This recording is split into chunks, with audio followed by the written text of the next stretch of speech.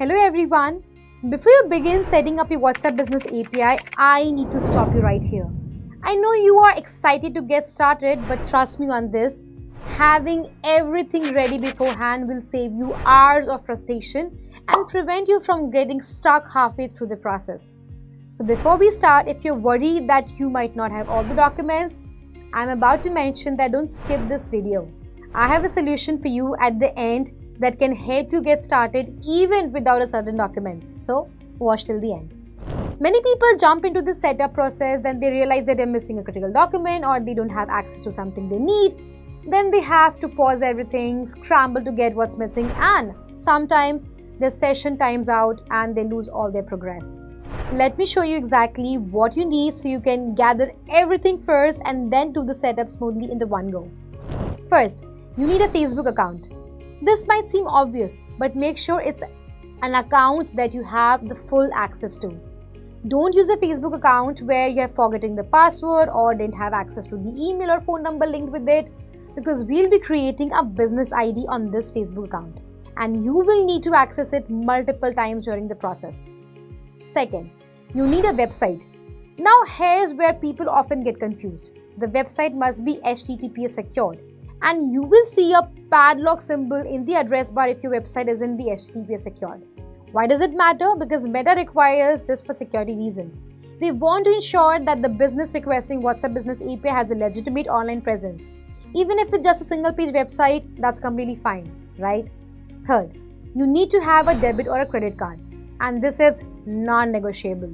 Meta will use this card to deduct messages charges periodically. Now, a common mistake people make here is assuming that they can add payment method later. No, you need a Visa or MasterCard specifically, and you need to have it ready during the setup process. Also, make sure this card again is active and mandatory need to have the international transaction enabled. Fourth, you need a KYC document. To create a business ID, Meta requires a legal business name, and you will need to verify this with proper documentation. You must have either a GST number, a PAN card, or an MSME certificate. Now here's the critical point that people often miss. Now you might have a question here. What if your legal business name is different from your brand name? For example, let's say your legal registered name is MetaTech Ventures Private Limited, but your actual brand name that customer knows is Lemon AI. Is that a problem? Not at all. You can submit your KYC document with your legal name, right, and like MetaTech Ventures Private Limited, but still display your brand name like Lemon AI on WhatsApp Business API. The key is to show the Meta the connection between both the brands. I mean both the names, your legal name or your brand name, right? Maybe it could be with trademark certificate, brand registration, or maybe somewhere in website if both of it mentioned. And here's something even better. With one legal registered business name, you can actually get multiple brand names approved on a WhatsApp Business API. Why? Because it's completely normal for one legal entity to operate multiple brands.